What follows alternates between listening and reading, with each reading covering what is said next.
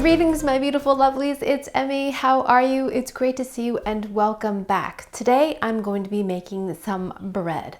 I'm going to be making cottage cheese bread because cottage cheese, why not? I'm seeing it everywhere in everything. Cottage cheese. In fact, I have cottage cheese in the morning as part of my breakfast because I like to have something savory before having something sweet. So I eat oatmeal every day, but before I eat my oatmeal, I like to have something salty. And right now, that has been a little scoop of cottage cheese with a bunch of nutritional yeast and black pepper. It sounds strange, but I find it so delicious.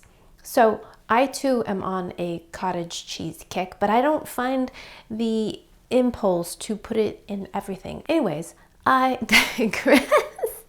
If you're on social media at all, you've probably seen all the different kinds of ways and things that you can make with cottage cheese, including ice cream, which I attempted because that just sounded very far-fetched. I'll put the results of that test down below in case you're interested. But today I'm going to be making bread, and I want to make this because the results look fantastic. The recipe comes from Carolina Gellin. I'll put a link down below to her original recipe, and it looks pretty simple. We're going to be using cottage cheese to make sandwich style bread, the style of bread that you can find at the supermarket sliced up in a bag. That's what I mean by sandwich bread. We are going to be making it today. I found this recipe very interesting, not only because it contains cottage cheese, but lots of egg whites as well. Very curious about the results of this bread. It looks fantastic. It looks like it poofs up. It looks just like regular old sliced bread. It contains lots of flour in it, so I don't see why it wouldn't taste like bread or behave like bread in that sense. I've made other breads like cloud bread, which was made entirely out of egg whites, and another gluten-free bread that was made out of rice that contained lots of eggs. I've even made chicken bread made out of chicken. Fascinating. Again, I'll put links to those videos down below. But I think this one's going to behave like regular bread because it contains bread flour using wheat. And I've been recently wheat sensitive, so I've been avoiding a lot of wheat, but I can have a couple bites on occasion. So that's what I'll be doing today. We're going to be making cottage cheese bread because we want to see what happens. Alrighty, let's go ahead and get started. So in a large bowl, we're going to add some lukewarm water. That means just a little bit warm. We don't want it to be too hot because we don't want to kill our yeast. We are going to be using dry active yeast today, which is different than instant or rapid rise yeast. If you have the others, you can go online and get a conversion. So add that on top, and we're going to just give that a little swizzle.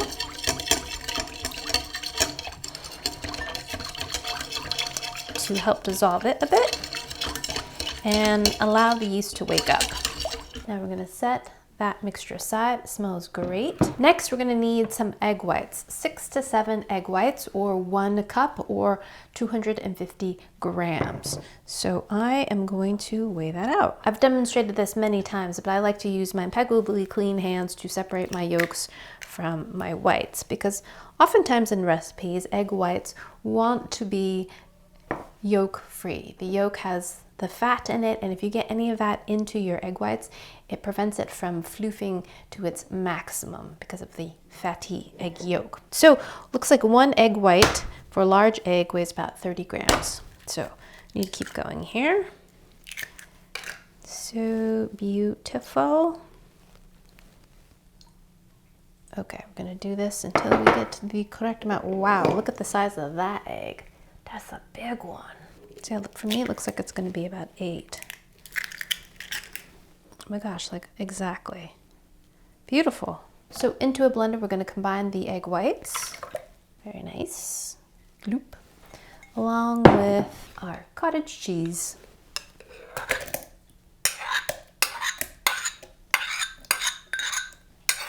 There we go. And then blend this up until it's nice and smooth.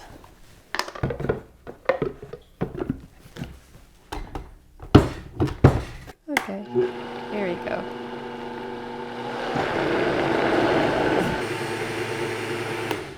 Alrighty, so our yeast is waking up the water.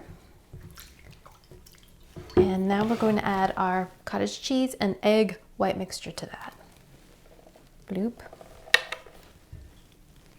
Get that all in there. So another thing I'm curious about this recipe is that Carolina says that it's very rich and kind of similar to a brioche, which is an enriched bread that typically has eggs and butter in it.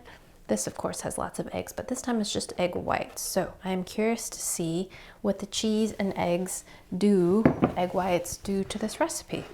Alrighty, so we've got a slightly foamy consistency, not too much. We didn't beat it too much, just a bit, so it's smooth. And to this, we're going to add our bread flour that I've pre-measured, along with kosher salt. And then mix this into a shaggy dough. I love this bread whisk. It's also called a Danish whisk. It was sent to me by a beautiful Lovely.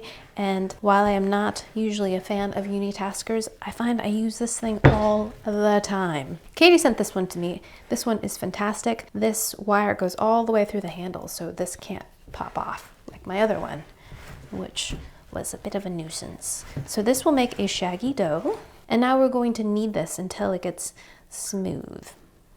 5 or 6 minutes. Now this might be a bit sticky in the beginning and you may be tempted to add a lot of flour, but resist the temptation because as the gluten develops, the protein in the flour, once it develops, it will become less sticky. You can use a bit of flour, but don't add a ton just because you think it's so sticky in the very beginning.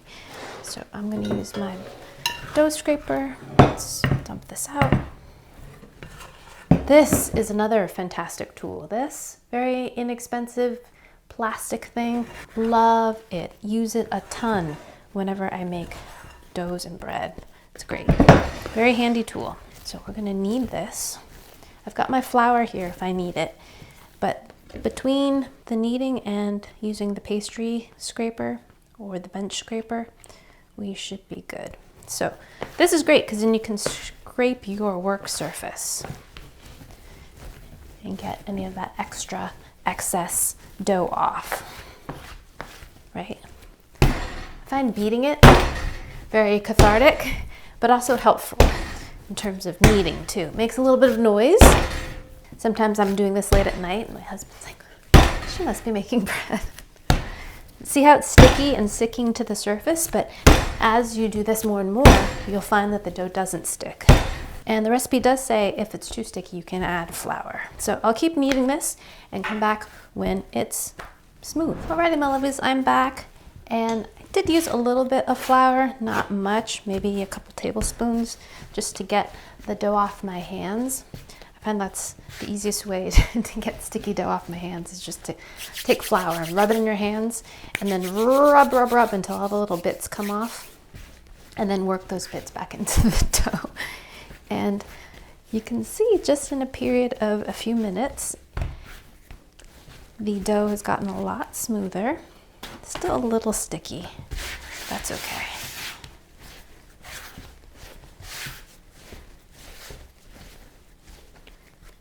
See, look how smooth it is. Isn't that great? From that shaggy ball. Okay, so I'll get a little bit more flour in my hands. So I think we are there. Now I like to add a little bit of oil to my bowl. It's a little of insurance. Rub the ball like that to coat.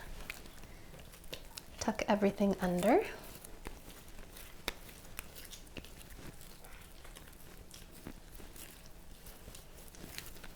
So cute.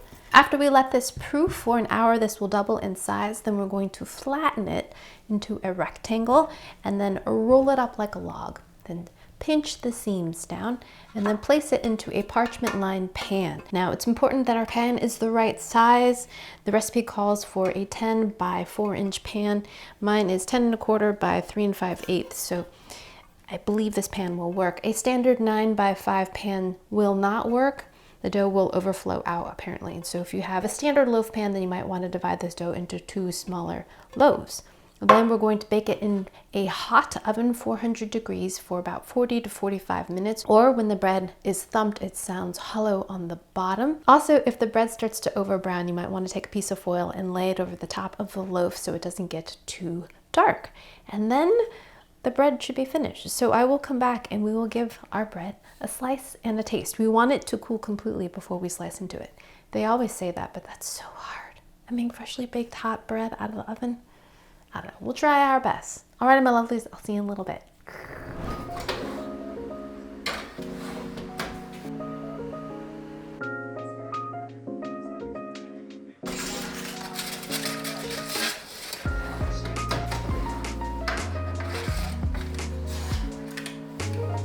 Alrighty, my lovelies, I am back, and here is the finished cottage cheese bread. Now that I've lifted it and it's completely cold, it's pretty weighty, it's hefty, but it looks pretty good, especially on this side. This side, you have this funny little exposed part. I have to say my slashing really didn't do anything. The slashing is supposed to encourage the bread to open up, and maybe that is why my bread rose unevenly, because my slash was not very good. So I think it needed to be deeper, and then it would have cracked right here and split, and then this would have rose more evenly. I think it's time to invest in a lamb, I believe they're called. The razor blade on a stick that you use to slash your bread. I've always just used a sharp knife. Apparently my knife isn't sharp enough, at least for this consistency of dough, but it's browned up beautifully. Look at that. Look how golden it is. And the top sounds nice and crusty. I took the temperature of this and it was above 190 degrees, and I baked it for a full 43 minutes, I believe, and it looks pretty good. I did tent this with foil as it was baking because it started to get brown pretty quickly. So I forgot to mention that after the first rise, you press this down, roll it into a log, place it into a parchment lined pan, and then you cover it and then allow it to proof one more time. Now the directions in the recipe says 20 to 25 minutes, and I'm thankful that the recipe included pictures because mine was definitely not risen to the point at which it was supposed to be ready. So I waited an additional hour or so, and I had this in a warm proofer. It was 84 degrees until it got up to the edge of the pan. Had I baked it after 25 minutes, I don't think I would have gotten a very good rise. I also noticed the first rise, which was supposed to take about an hour or until it doubled in size, mine took about an hour and a half, and it wasn't quite doubled. I think that even could have gone longer, but I did have concerns it wasn't going to rise, but it did rise. It just didn't rise evenly. And I think that's because I didn't slash it deeply enough. But all in all, so far, pretty happy with the results. Let's go ahead and taste it to see how it is. Here we go. Kind of don't want to cut it because it looks so great, but cut we shall.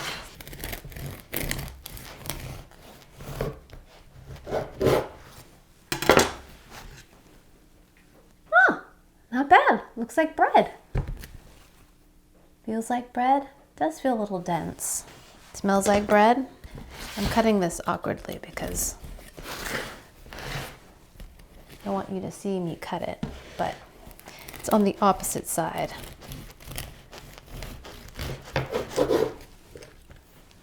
Alrighty.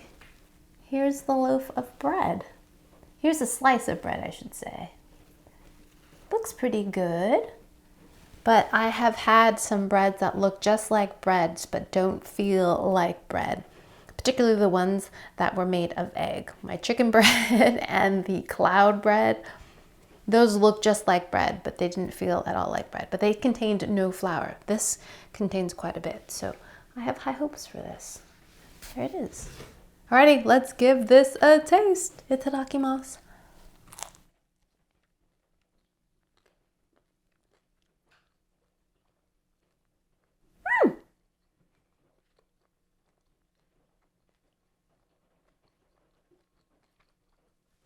Tastes like bread. Has a good amount of salt in it, so it's well seasoned. The outside has a crispness.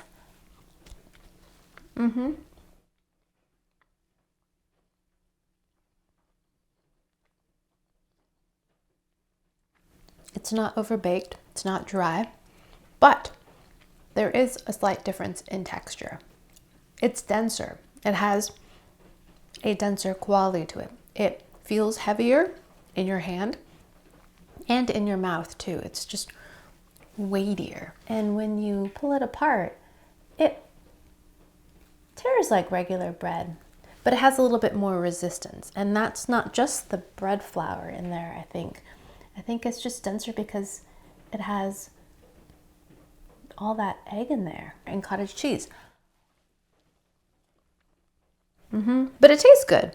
It tastes like white bread, white homemade bread.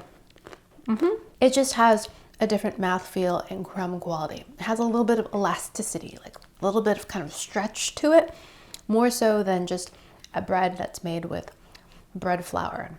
Not that kind of a soft kind of stretch. It's more of like a tied together, cohesive stretch or resistance. But it has tons of protein in it. We have 8 egg whites and a full cup of cottage cheese in there. So lots of protein if you're looking for a protein rich bread. Maybe this is the one for you. This also has lots of flour in it too. So I don't believe this would fit into the category of being keto friendly, but enjoyed making it.